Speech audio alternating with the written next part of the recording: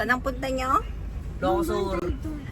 Sa falls ko naman. Ano sabi mo, Isyang? Let's party now.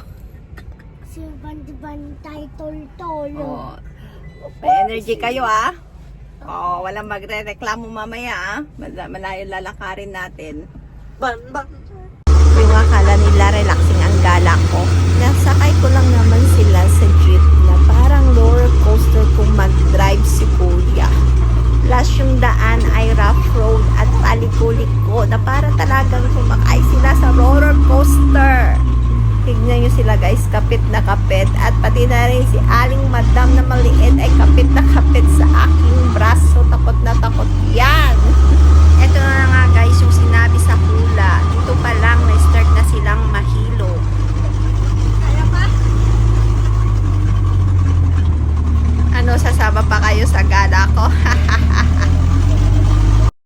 Ito na nga, nahilo na si Meggy at nagsuka na.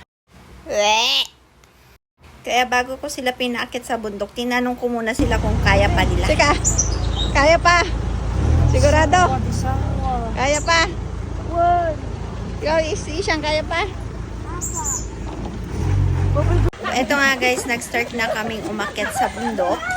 Tentado naman siya guys, pero matirik talaga ang daan papunta sa falls. Medyo madulas yung semento guys. Ito nga, nagre-reklamo na yung mga ibang hikers. Madami kaming paperwork. Sukukan sa'yo dyan? Sukukan? Pipipigod sa kanan. Finally, sa haba-haba ng nilakad namin. Ano yan? Cotton candy? Yes. Oh, Isha, nagkapagkatan may daramudong ka. Ayun. Narating din namin ang Auasen Falls ng Ilocos Sur. Sulit na sulit ang pagpunta namin dito guys kasi sobrang ganda talaga at malamig pa ang klima. It feels like little Baguio.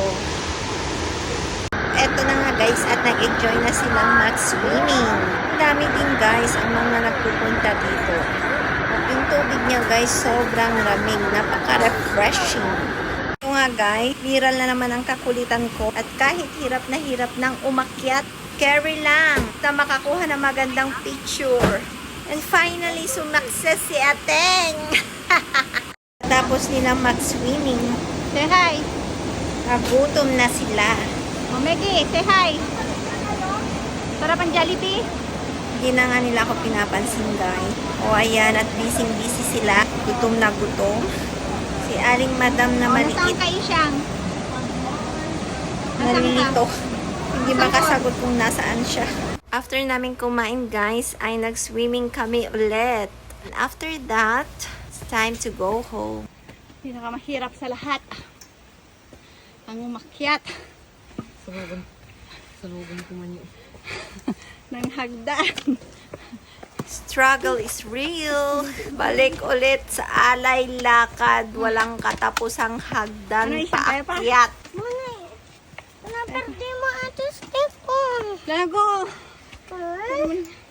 Reklamo na si Madam Maliit. Sige, sama pa kayo sa akin ulit, ah. Anong tawag yan? Teknolohiya. Manila. Hirap na silang magbuhat. Ala, Umakyat na fresh. Bumabang. Shit. shit. Umuwing shit. Sobrang pagod na pagod sila.